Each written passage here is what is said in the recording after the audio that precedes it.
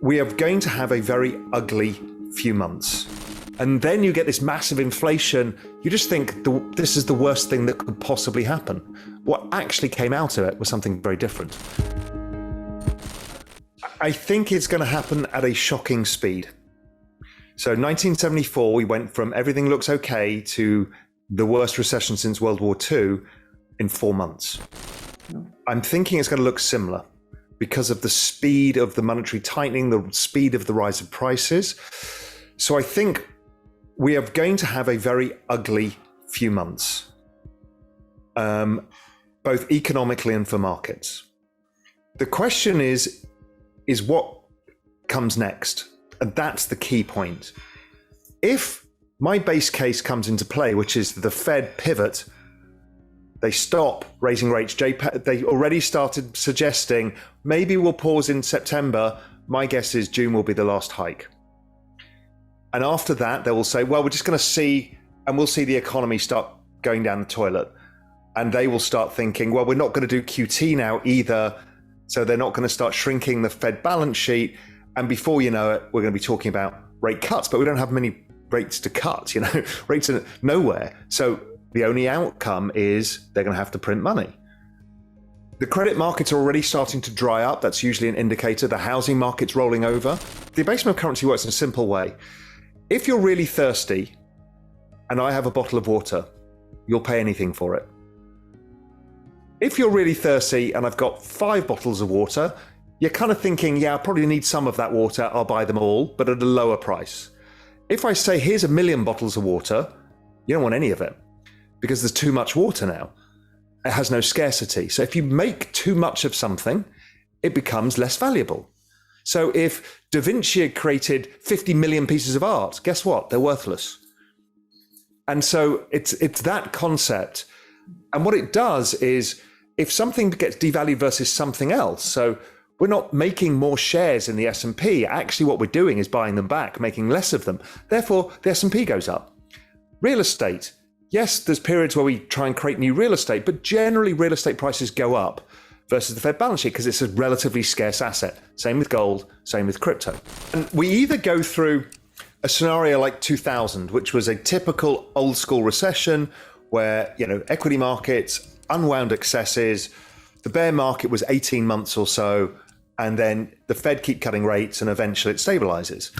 But if we look at 2008, which was the next recession, as soon as the Fed used the Fed balance sheet, we pretty much stopped in its tracks. Happened really quite quick after they did that. They cut rates first, didn't really help because the banks had seized up. Then they used the balance sheet. Then they did it again in 2010, 12, 16, and then 18 was the Fed pivot, the Powell pivot, where they went from hiking to, oh my God, we need to cut. The economy cannot take higher rates because everybody's so in debt and everybody's so old. That is the problem. What they're trying to do is reduce the debt via financial repression, which is you basically have inflation running slightly higher.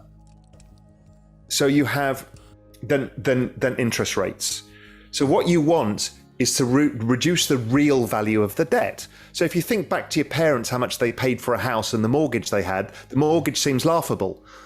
It's because over time, inflation raised the value of the house and the debt doesn't get raised. So in the end, the debt is nothing. So it's okay if you're in debt, but if you're borrowing, if you're lending money, it becomes complicated. But anyway, the point being is you either have a fiscal stimulus, which is, let's say, the Republican view. We'll have a fiscal stimulus, cut taxes, and we'll put some spending. And what happens is that doesn't go to the people who are the worst off. So it's creating this issue of 1% versus 99, which everybody can see and nobody knows how to solve. The issue is actually the balance sheet because all of the expensive assets keep going up because they keep printing money. The rich get richer.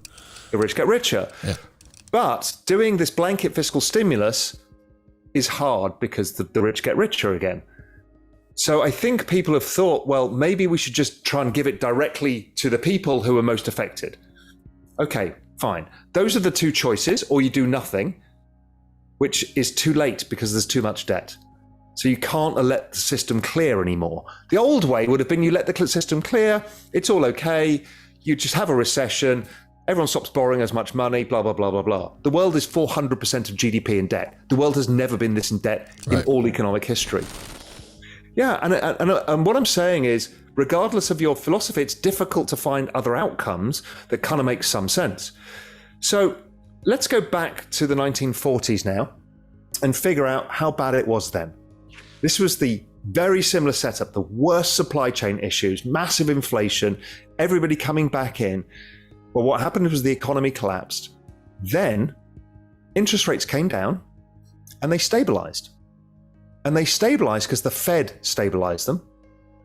Oh, and inflation was running slightly hot, 3%, and bond yields are about 2%. So real rates, meaning you in the property market, are going to make a lot of money. So negative real rates become very good for assets. And what happened in the 1940s and 50s was a massive economic boom. What we actually got was the value of the war debt eroding because of this financial repression. We had the value of assets like housing. The equity market went up 900% over that period of time. There was a lot of fiscal stimulus because you had to rebuild after the war and companies were building factories. So if you think of now, companies are going to be rebuilding factories in the United States or in Europe and not in China.